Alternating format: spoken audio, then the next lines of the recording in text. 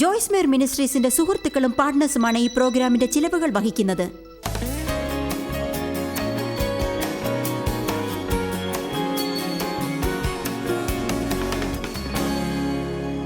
നമ്മളെല്ലാവരും മരുഭൂമിയിൽ സമയം ചിലവാക്കുന്നവരാണ്. ഞാൻ പറയുന്നു, നമ്മളെല്ലാവരും മരുഭൂമിയിൽ സമയം ചിലവാക്കുന്നവരാണെന്ന്. നമുക്കെല്ലാവർക്കും ജീവിതത്തിൽ യേശുവിനെ സ്വീകരിക്കാനുള്ള സമയമുണ്ട്. നമ്മൾ നല്ല കാര്യങ്ങളെക്കുറിച്ച് കേൾക്കാൻ ആരംഭിക്കും. നമ്മൾ വാഗ്ദാനങ്ങളെക്കുറിച്ച് കേൾക്കും, വാഗ്ദത്ത ദേശത്തെക്കുറിച്ചും. എന്നാൽ അവിടെ എത്താനായി നമുക്ക് മരുഭൂമിയിലൂടെ കടക്കണം. മരുഭൂമിയിലെ നിങ്ങളുടെ പെരുമാറ്റമാണ് എത്ര കാലം അവിടെ ഇരിക്കേണ്ടി വരുമെന്ന് തീരുമാനിക്കുക. ചിലർ ഒരിക്കലും പുറത്തു കടക്കില്ല. വാസ്തവം പറഞ്ഞാൽ പലരും ഒരിക്കലും അവിടെ എത്താറില്ല. ഒരു കാര്യം, അവർ മരുഭൂമിയിൽ ഒരിക്കലും പരാതി പറയുന്നത് അവസാനിപ്പിക്കുകയില്ല. പരാതി പറച്ചിൽ എന്നാൽ നിശ്ചലത. അത് നിങ്ങൾക്കറിയാമോ?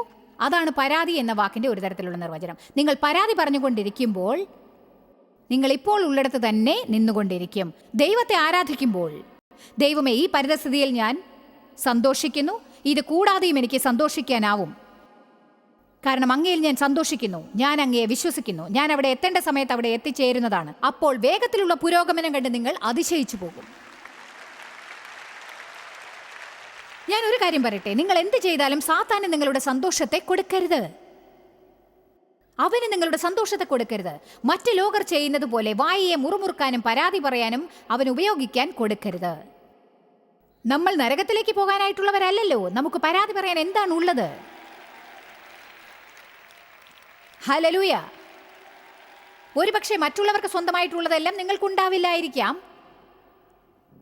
പക്ഷെ നിങ്ങൾ നരകത്തിലേക്ക് പോവില്ല. ദൈവ സാന്നിധ്യത്തിൽ നിങ്ങൾ ശാശ്വതമായി ജീവിക്കും. ഇപ്പോൾ നിങ്ങൾക്ക് എന്തൊക്കെ മോശമായ കാര്യങ്ങൾ നടന്നാലും സുവാർത്ത ഇതാണ്: നിങ്ങൾ ബൈബിൾ അവസാനം വരെ വായിച്ചിരിക്കുന്നു.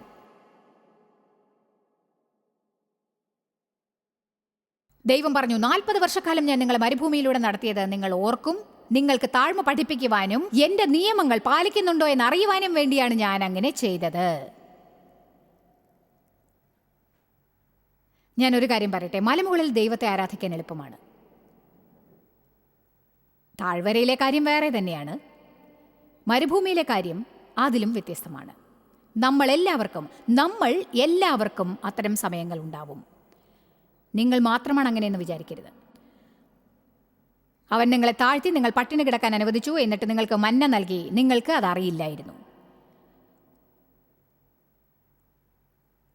മനുഷ്യൻ അപ്പം കൊണ്ട് മാത്രമല്ല ജീവിക്കുന്നത് എന്ന് നിങ്ങൾക്ക് മനസ്സിലാക്കി തരാനും വേണ്ടിയാണ് അവൻ അത് ചെയ്തത്. ഞാൻ പറയുന്നത് മനസ്സിലാക്കണം. പകരം ദൈവത്തിന്റെ വായിൽ നിന്ന് വരുന്ന സകല വാക്കുകളാലും അത്രേ. ദൈവം എനിക്ക് ഈ വാക്യം നൽകിയപ്പോൾ എൻ്റെ മിനിസ്ട്രി ഞാനപ്പോൾ തുടങ്ങിയിട്ടേ ഉണ്ടായിരുന്നുള്ളൂ. അത് പുതിയതായിരുന്നു. ഞാനന്ന് ഏതാനും റേഡിയോ സ്റ്റേഷനിലേ ഉണ്ടായിരുന്നുള്ളൂ, ടി വിയിൽ വന്നിട്ടുണ്ടായിരുന്നില്ല. ആരെന്നെ ചെറിയ മീറ്റിങ്ങുകളിൽ പ്രസംഗിക്കുവാനായി ക്ഷണിച്ചാലും 9, 10, 22 പേർ മാത്രമായിരുന്നാലും ഞാൻ അവിടെ ചെല്ലും. അവർക്ക് വേണ്ടി ഞാൻ പ്രസംഗിക്കും. ഞാൻ കഠിനമായി അധ്വാനിച്ചു, പക്ഷെ ഒരു കത്ത് പോലും കിട്ടിയില്ല. വേണ്ടത്ര സഹകരണം എനിക്ക് ലഭിച്ചില്ല. എൻ്റെ ഫലിതങ്ങളെക്കുറിച്ച് അന്ന് എനിക്ക് പേടിയായിരുന്നു. ദൈവം എന്നോട് പറഞ്ഞതാണോ ഇതെന്ന് സംശയിച്ചു. എന്തുകൊണ്ടാണ് ദൈവം എനിക്ക് സ്വാഭാവികമായി ഒന്നും ചെയ്യാത്തതെന്ന് എനിക്ക് മനസ്സിലായില്ല. എൻ്റെ മീറ്റിങ്ങുകൾ എന്തുകൊണ്ടാണ് വളരാത്തതെന്നും മനസ്സിലായില്ല. എനിക്ക് സഹകരണം കൂടുതൽ കിട്ടാത്തതിൻ്റെ പൊരുളും അറിഞ്ഞില്ല. എനിക്കിതൊന്നും മനസ്സിലാക്കാൻ കഴിഞ്ഞില്ല. ഇതെന്നെ വളരെയധികം അസ്വസ്ഥയാക്കി. ദൈവത്തോടിത് പറഞ്ഞപ്പോൾ ഞാൻ എവിടെയായിരുന്നെന്നും ഇപ്പോഴും ഓർമ്മയുണ്ട്. ഞങ്ങളുടെ ചെറിയ പട്ടണത്തിൻ്റെ ഒരു പരിധിയിലായിരുന്നു.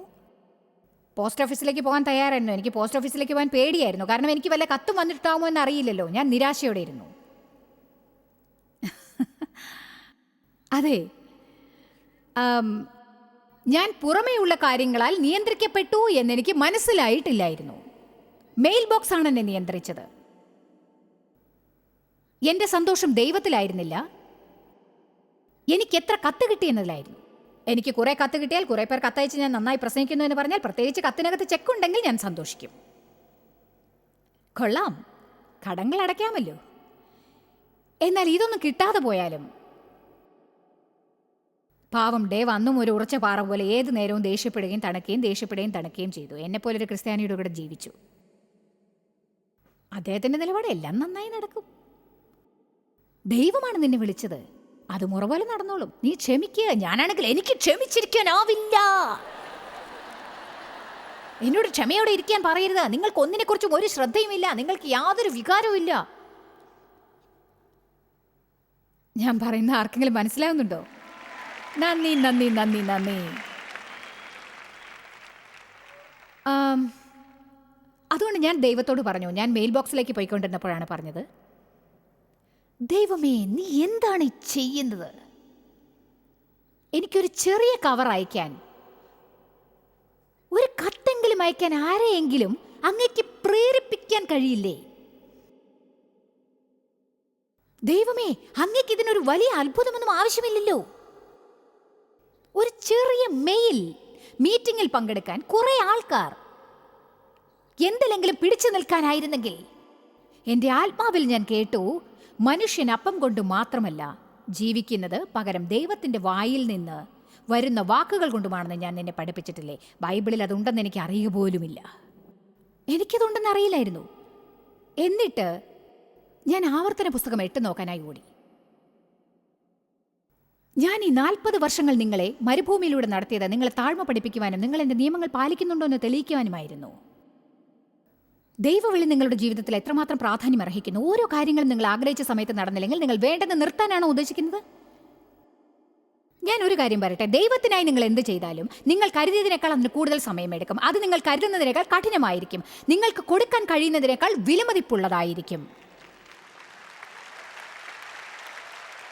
നിങ്ങൾ പാർക്കിൽ നടക്കാൻ പോവുകയാണെങ്കിൽ ദൈവസൈന്യത്തിൽ സൈൻ ചെയ്യാൻ പാടില്ല.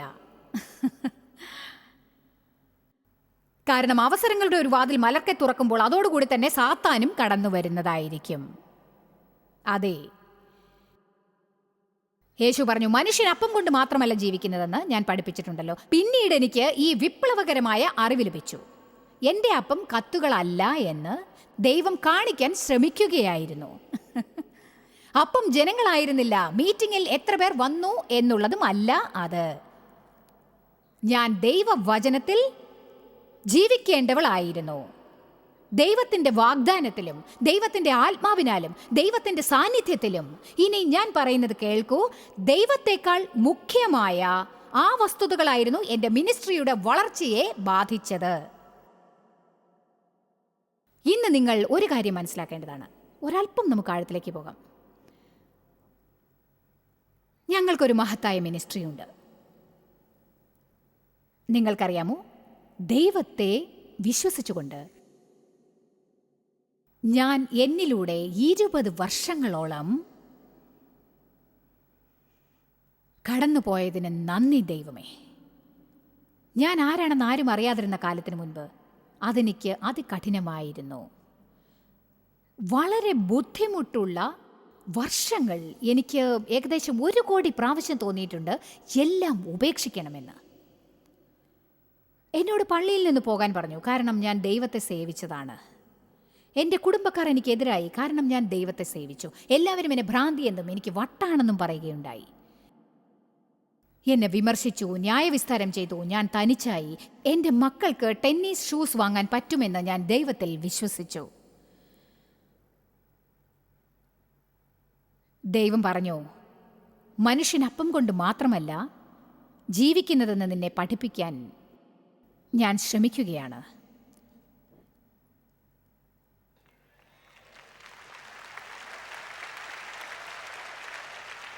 എൻ്റെ ജീവിതം അവയിലൊന്നുമല്ല, എൻ്റെ കഴിവിലുമല്ല.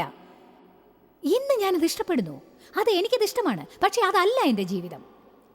അതാണ് ഫിലിപ്പിയറിൽ പറഞ്ഞിരിക്കുന്ന പരിധിയിലെത്താൻ പൗലോസിന് കടക്കേണ്ടി വന്നത്. അതിലൂടെയാണെന്ന് തോന്നുന്നു. ഉള്ളതുകൊണ്ട് തൃപ്തിയാവാൻ ഞാൻ പഠിച്ചിരിക്കുന്നു. എന്ത് സംഭവിച്ചാലും, അത് ഏത് സ്ഥിതിയിലായാലും ഒന്നും ശല്യപ്പെടുത്താത്ത പരിധിയിൽ ഞാൻ തൃപ്തിയാണ്. എനിക്ക് കുറവായിരുന്നാലും കൂടുതലായിരുന്നാലും ശരി. കാരണം തൻ്റെ ജീവിതം അതിലല്ല എന്ന് അയാൾ അറിഞ്ഞു. എത്ര പേർ എൻ്റെ മീറ്റിംഗിൽ പങ്കെടുത്തു എന്നതിലല്ല എൻ്റെ ജീവിതം. ഒരു ദിവസം ദൈവം പറഞ്ഞാലോ, ഇനി നീ അത് ചെയ്യുന്നത് എനിക്ക് ഇഷ്ടമല്ല, എന്നാലും എനിക്കൊരു ജീവിതം ഉണ്ടാവും. ജോയ്സ് മേയർ അല്ലാത്തപ്പോഴും ഞാൻ ജോയ്സ് മേയർ ആയിരിക്കണം.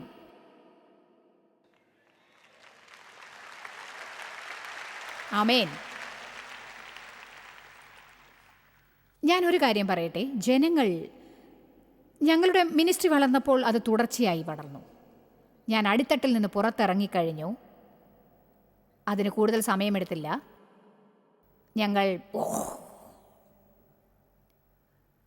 ജനങ്ങൾ ചോദിക്കും, നിങ്ങൾ എവിടെ നിന്നാണ് വന്നത്?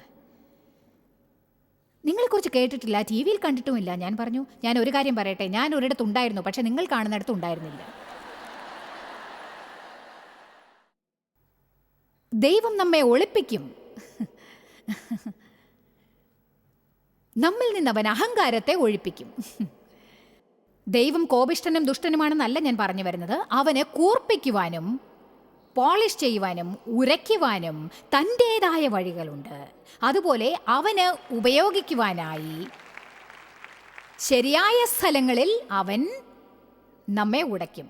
നിങ്ങൾക്കറിയാമോ, ജനങ്ങൾ പലപ്പോഴും ദേവനോടും എന്നോടും ചോദിക്കാറുണ്ട്, അതായത് എന്തുകൊണ്ടാണ് നിങ്ങൾക്ക് ഒരു വ്യത്യാസവും ഇല്ലാത്തത്, എന്തൊക്കെ സംഭവിച്ചാലും നിങ്ങൾ ഒരേപോലെ ഇരിക്കുന്നത് എന്തുകൊണ്ടാണ്? ഞാൻ പറയട്ടെ, കാരണം ഞാൻ വന്നത് എവിടെ നിന്നാണെന്നും എത്രയും പെട്ടെന്ന് തിരിച്ചു പോകുമെന്നതും എനിക്കറിയാവുന്നത് കൊണ്ട്.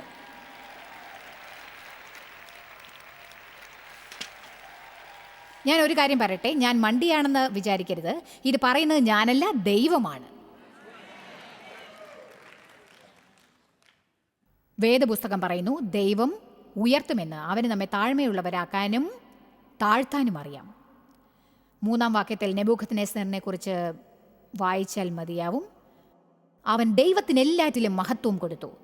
30-ാം വാക്യമായപ്പോഴേക്കും അവൻ തനിക്കായി മാളികകൾ പണിതു. എന്നിട്ട് അവയെല്ലാം തകർന്നു. ശൗൽ രാജാവായിരുന്നു. അയാൾക്കും അധിക ദൂരം എത്താനായില്ല. പ്രവാചകൻ പറഞ്ഞു, ഇന്ന് ഈ സാമ്രാജ്യം നിന്നിൽ നിന്ന് എടുക്കപ്പെടും. നിന്റെ കണ്ണിൽ നീ ചെറുതായിരുന്നപ്പോൾ ദൈവത്തിന് പ്രാധാന്യം നൽകി. പ്രിയപ്പെട്ടവരെ, ദൈവത്തിന് യഥേഷ്ടം അനുഗ്രഹിക്കാനുള്ള ജനങ്ങളെ കൂടുതൽ കാണാനാവുന്നില്ല. ഇത് കേൾക്കൂ, കൂടുതൽ അനുഗ്രഹങ്ങൾ ചൊരിയാനായി ദൈവത്തിന് കൂടുതൽ ജനങ്ങളെ കാണാനാവുന്നില്ല. കാരണം നിങ്ങളെ കണ്ടുപിടിക്കാൻ നിങ്ങൾക്ക് വേണ്ടത്ര യോഗ്യതയില്ല.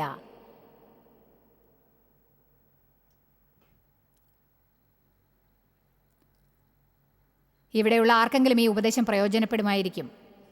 ഇതുകൊണ്ട് ആർക്കെങ്കിലും ഗുണമുണ്ടാവാം. എല്ലാ കാര്യങ്ങളും അതാതിൻ്റെ രീതിയിലെടുക്കുക. ഒന്നിനും ദൈവത്തെക്കാൾ മുൻതൂക്കം കൊടുക്കരുത്.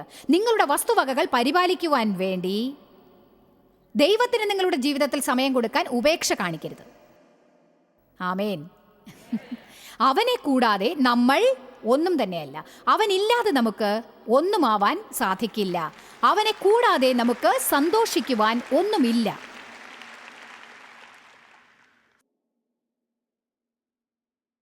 ദൈവം ഇതെനിക്ക് മനസ്സിലാക്കാൻ തുടങ്ങിയ ദിവസം എൻ്റെ ജീവിതത്തിലെ ഏറ്റവും വലിയ വെളിപ്പാടായിരുന്നു. ഞാൻ എന്തിലൂടെയാണ് കടക്കുന്നതെന്ന് എനിക്ക് മനസ്സിലായി.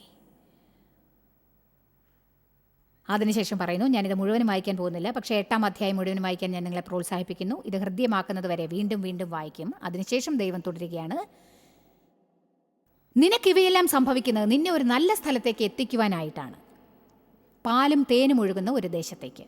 അവിടെ എന്നും സമൃദ്ധിയേയുള്ളൂ. നീ ഭക്ഷിച്ച് തൃപ്തിയാകുമ്പോൾ യഹോവ തന്ന ദേശത്തെക്കുറിച്ച് സ്തോത്രം ചെയ്യണം. ഇത് 10-ാം വാക്യമാണ്. നീ ഭക്ഷിച്ച് തൃപ്തി പ്രാപിക്കുമ്പോൾ ദൈവകൽപ്പനകൾ പ്രമാണിക്കുന്നത് നീ മറക്കാതിരിപ്പാൻ ശ്രദ്ധിക്കുക. 12-ാം വാക്യം, നീ ഭക്ഷിച്ച് തൃപ്തി പ്രാപിച്ച് നല്ല വീടുകൾ പണിത് അവയിൽ പാർക്കുമ്പോഴും നിന്റെ ആടുമാടുകൾ പെരുകി നിനക്ക് വെള്ളിയും പൊന്നും ഏറി നിനക്കുള്ളതൊക്കെയും വർദ്ധിക്കുമ്പോഴും നിന്റെ ഹൃദയം നിഗളിക്കാതിരിപ്പാനും നിന്നെ അടിമ വീടായ മിസ്രയീമിൽ നിന്ന് പുറപ്പെടുവിച്ച ദൈവത്തെ നീ മറക്കരുത്. ഇങ്ങനെ പറഞ്ഞുകൊണ്ടേ പോകുന്നു. അവസാനമായി ദൈവം പറയുകയാണ്, നോക്കൂ, നിനക്ക് ഞാൻ ഇവയൊക്കെയും ചെയ്തത് വസ്തുവകകളല്ല ജീവിതത്തിൽ പ്രധാനമെന്ന് നിന്നെ പഠിപ്പിക്കാനാണ്. ഞാൻ നിന്നെ അനുഗ്രഹിക്കും, ഞാൻ നിന്നെ ഉയർത്തും, നിന്നെ ഞാൻ പോഷിപ്പിക്കും, നിനക്ക് ഞാൻ നന്മ ചെയ്യും, ഞാൻ നിനക്ക് ധാരാളം നൽകും. ഇത് മുഖേന ഞാൻ മുന്നറിയിപ്പ് നൽകുന്നു. ഇവ ഏതെങ്കിലും നിനക്ക് എന്നേക്കാൾ പ്രാധാന്യം അർഹിക്കുന്നതാണെങ്കിൽ നീ വന്ന ഇടത്തേക്ക് തന്നെ തിരിച്ചു പോകും. ആമേൻ.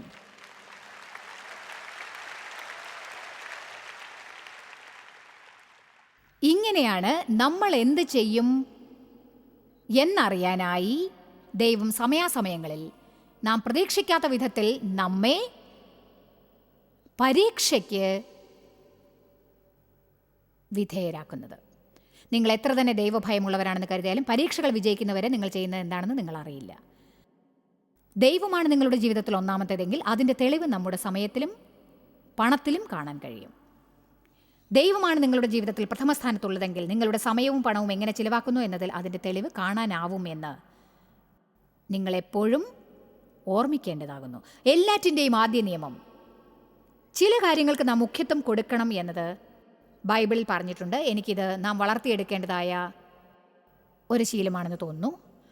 ഉദാഹരണത്തിന് മത്തായി 5:23-24 പറയുന്നു, നിനക്കാരോടെങ്കിലും എന്തെങ്കിലും ഉണ്ടെങ്കിൽ ആദ്യം അവരോട് ഇണങ്ങിക്കൊള്ളുക, എന്നിട്ട് ദൈവത്തിന് കാണിക്ക നൽകുക. ദൈവവുമായി ബന്ധം സ്ഥാപിക്കാൻ ശ്രമിക്കുന്ന എത്ര കോപിഷ്ഠരായ ജനങ്ങളുണ്ടെന്നറിയാമോ?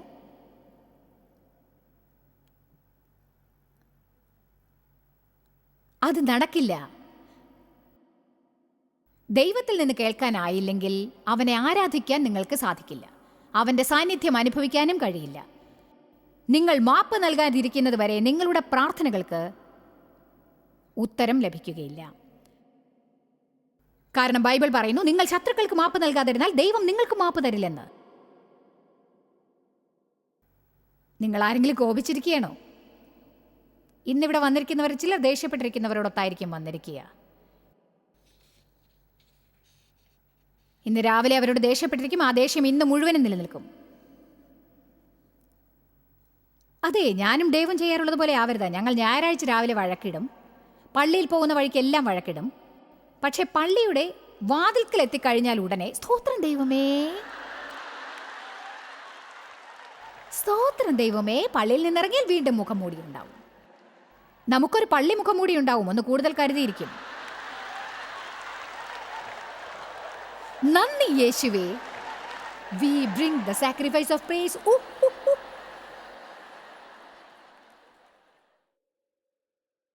ഞാൻ പള്ളിയിൽ മുൻപിലെ സീറ്റിൽ കൈകൾ ഉയർത്തിക്കൊണ്ട് ഓവർ ഹെഡിൽ പാട്ടുകൾ നോക്കി പാടുന്നത് ഓർക്കുന്നു.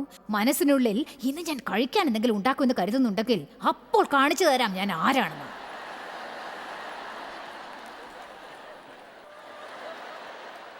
ഇതാണ് എൻ്റെ സ്തുതി അർപ്പിക്കൽ. അതെ, നിങ്ങൾക്കാരോടെങ്കിലും എന്തെങ്കിലും ഉണ്ടെങ്കിൽ ന്യായീകരിക്കത്തക്കതായ ക്ഷമിക്കൽ എന്നൊന്നില്ല. ഒരിക്കലും നിങ്ങൾക്കാരോടെങ്കിലും എന്തെങ്കിലും ഉണ്ടെങ്കിൽ ആദ്യം അവരോട് ചെന്ന് സമാധാനം പുലർത്തുക, എന്നിട്ട് തിരിച്ചു വന്ന് ദൈവത്തോട് പ്രാർത്ഥിക്കൂ. ഞാനൊന്ന് പറയട്ടെ, മാപ്പ് നൽകുക എന്നതിനെ പറ്റിയുള്ള ഈ സന്ദേശം വളരെയധികം പ്രാധാന്യം അർഹിക്കുന്നതാണ്. ദൈവമക്കളായ അനേകം പേർ കോപത്തോടും ഈർഷ്യയോടും കലാപത്തിലും കയ്പോടെയും വെറുപ്പോടെയും ഇരിക്കുന്നുണ്ടെന്നറിയാമോ? നമ്മൾ മാപ്പ് നൽകണം. ലൂക്കോസ് 14:28-30 നിയമങ്ങളിൽ ഏറ്റവും മുൻപന്തിയിലുള്ളത്.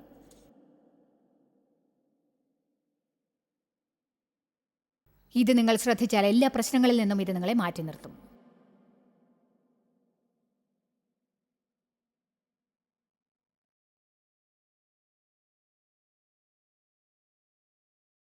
നിങ്ങളിൽ ആരെങ്കിലും ഒരുവൻ മാളിക പണിയുവാൻ ആഗ്രഹിക്കുന്നുവെങ്കിൽ ആദ്യം കുത്തിയിരുന്ന് അത് പണിയുവാൻ വേണ്ടത്ര സാമ്പത്തിക സ്ഥിതി നിങ്ങൾക്കുണ്ടോ എന്ന് കണക്കിടുകയല്ല വേണ്ടത്. ഇല്ലെങ്കിൽ അടിത്തറ പാകിയ ശേഷം കെട്ടിടം പൂർത്തിയാക്കാനാവാതെ പോകും. അത് നിങ്ങളുടെ നേരെ നോക്കി പരിഹസിച്ച് ചിരിക്കുന്നത് കാണേണ്ടി വരും. ഒരു ബോട്ടോ കാറോ അതുമല്ലെങ്കിൽ ഒരു വലിയ വീടോ വാങ്ങുന്ന നിങ്ങൾ എത്ര പേരാണ് അതിനെക്കുറിച്ച് ചിന്തിച്ചു നോക്കിയിട്ടുള്ളത്? എനിക്കിതിനുള്ള പണം ഉണ്ടാവുമോ? ഇതിന് 1 വർഷത്തേക്കുള്ള കടമടയ്ക്കാൻ എനിക്ക് കഴിയുമോ? അഥവാ 2 വർഷത്തേക്ക്? വീടിനെ സേവിക്കാനായി ജീവിക്കരുത്.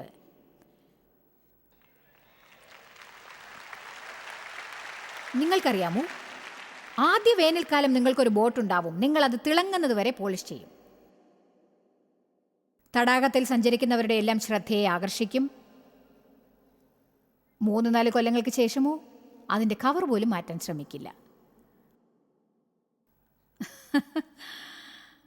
ആർക്കെങ്കിലും അതിൽ സഞ്ചരിക്കാനായി പിടിച്ചിരിക്കുന്ന മാറല തട്ടിക്കളയാൻ പോലും നിങ്ങൾ സന്നദ്ധരാവില്ല.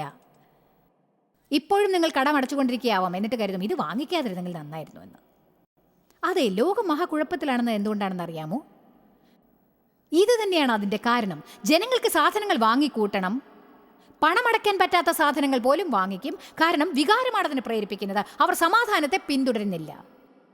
അതിനുവേണ്ടി പ്രേരിപ്പിക്കാൻ ലോകത്തിന്റെ അനേകതരം വിഷയങ്ങളുണ്ട്.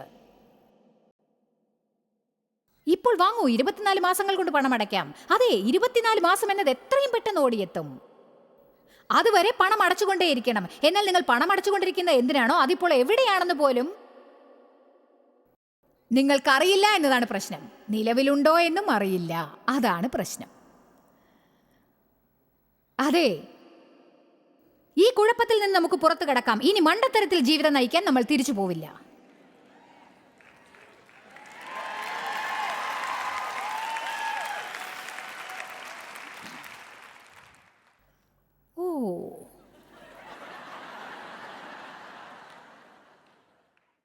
തുക കണക്കിട്ട് നോക്കുക. തുക കണക്കിട്ട് നോക്കുക. നിങ്ങളുടെ ഗ്യാരേജിൽ മൂടി വെക്കുന്നതിനേക്കാൾ ഷോറൂമിൽ കാണുന്നതായിരിക്കും നല്ലത്. മത്തായി 7:1-5. മറ്റുള്ളവരെ വിമർശിക്കുകയോ ന്യായം വിധിക്കുകയോ ചെയ്യാതിരിപ്പിൻ. തന്മൂലം നിങ്ങളും ന്യായവിധിക്കും വിമർശനത്തിനും വിധേയരായേക്കാം. അന്യരെ വിധിക്കുന്നത് പോലെയും വിമർശിക്കുന്നത് പോലെയും നാമും വിമർശിക്കപ്പെടും, വിധിക്കപ്പെടുകയും ചെയ്യും. നിങ്ങൾ മറ്റുള്ളവരെ അളക്കുന്ന അതേ അളവ് കൊണ്ട് തന്നെ നിങ്ങളെയും അളക്കുന്നതായിരിക്കും. നിങ്ങൾക്കും അതായിരിക്കും സംഭവിക്കുക. നിങ്ങളുടെ സ്വന്തം കണ്ണിൽ ഒരു വലിയ മരക്കഷ്ണം ഉണ്ടായിരിക്കെ എന്തുകൊണ്ടാണ് സഹോദരന്റെ കണ്ണിലെ ചെറിയൊരു പൊടിയെ സൂക്ഷിച്ചു നോക്കുന്നത്? നിങ്ങളുടെ കണ്ണിൽ ഒരു വലിയ ടെലിഫോൺ പോസ്റ്റ് കുത്തിയിരിക്കെ സഹോദരനോട് വാ നിന്റെ കണ്ണിലെ പൊടി ഞാൻ എടുക്കട്ടെ എന്നെങ്ങനെ പറയാനാവും?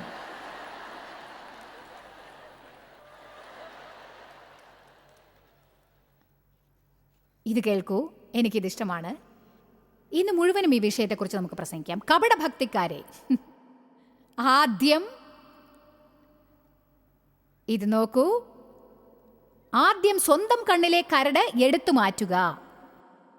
അപ്പോൾ സഹോദരന്റെ കണ്ണിലെ ചെറിയ കരട് തെളിവായി കാണാൻ സാധിക്കും. ഇതിന്റെ അർത്ഥം എന്താണെന്ന് ഞാൻ പറഞ്ഞുതരാം. ഇതിന്റെ അർത്ഥം, നിങ്ങൾ കാര്യമായി നിങ്ങളുടെ പ്രശ്നങ്ങൾ ആരാഞ്ഞാൽ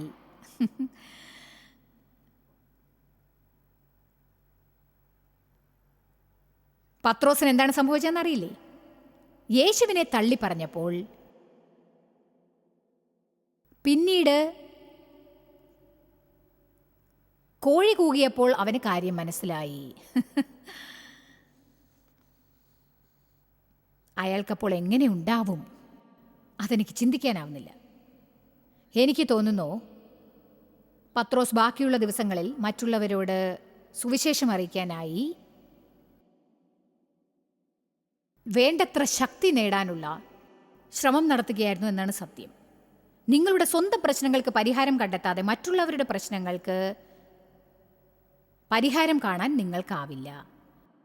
നിങ്ങളുടെ തെറ്റുകൾ എന്താണെന്ന് ആദ്യം കൃത്യമായി നിങ്ങൾ മനസ്സിലാക്കണം. ദൈവം നിങ്ങൾ ചെയ്ത തെറ്റുകൾ പലതും ക്ഷമിച്ചിരിക്കുന്നു എന്ന് നിങ്ങൾക്കറിയില്ലേ? മറ്റുള്ളവരുടെ വികാരങ്ങളെ മുറിവേൽപ്പിക്കാൻ പലതും പറയാൻ എളുപ്പമായിരുന്നു. സ്വാർത്ഥരും അത്യാഗ്രഹികളുമാവാൻ എന്തെളുപ്പമായിരുന്നു. നിങ്ങളുടെ ജഡീകത ആദ്യം അറിഞ്ഞിരിക്കണം. ഞാൻ ഒരു കാര്യം പറയട്ടെ, ദൈവം നിങ്ങളോട് എന്തുമാത്രം നന്മ കാണിച്ചിട്ടുണ്ടെന്ന് അറിയുക. അവൻ എത്ര പ്രാവശ്യം നിങ്ങളോട് ക്ഷമിച്ചിട്ടുണ്ട് എന്നത് ആലോചിച്ചാൽ മറ്റുള്ളവരെ പെട്ടെന്ന് വിധിക്കുന്നതിൽ നിങ്ങൾ ശ്രദ്ധ പാലിക്കും.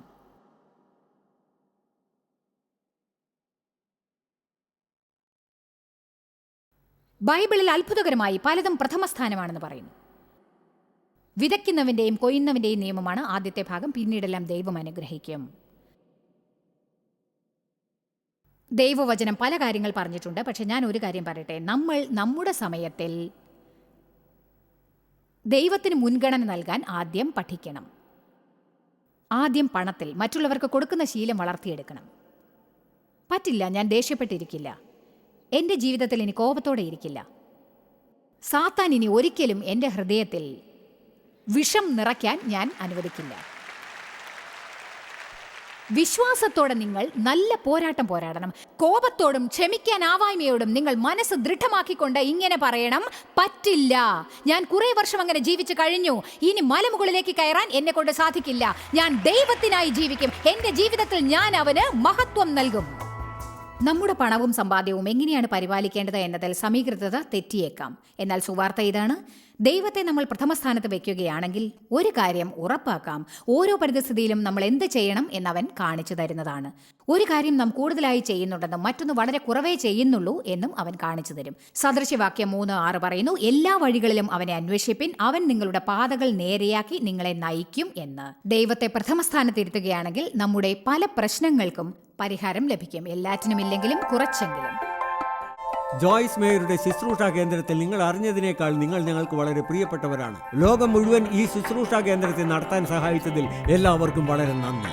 നമ്മൾ ഒരുമിച്ച് വിശക്കുന്നവർക്ക് ആഹാരം കൊടുക്കുന്നു, പാവപ്പെട്ടവർക്ക് വസ്ത്രങ്ങൾ കൊടുക്കുന്നു, എല്ലാ ദേശത്തേക്കും സന്ദേശങ്ങൾ അറിയിക്കുന്നു. ഞങ്ങൾ നിങ്ങളോട് അപേക്ഷിക്കുകയാണ്, ഞങ്ങളോട് ബന്ധപ്പെടുക. joycemeyer.org. നിങ്ങളുടെ പ്രാർത്ഥനകളും അപേക്ഷകളും പകർന്നുകൊള്ളാൻ, അതിനെപ്പറ്റി കൂടുതൽ അറിയുവാൻ, ജോയ്സിന്റെ പൊതുയോഗ വിവരപ്പട്ടിക ലോകം മുഴുവൻ ക്രിസ്തുവിന്റെ സ്നേഹം പകരാൻ ഞങ്ങളോട് പങ്കുചേരുക. ജോയ്സ് മേയർ മിനിസ്ട്രീസിന്റെ സുഹൃത്തുക്കളും പാർട്ട്നേഴ്സുമാണ് ഈ പ്രോഗ്രാമിന്റെ ചിലവുകൾ വഹിക്കുന്നത്.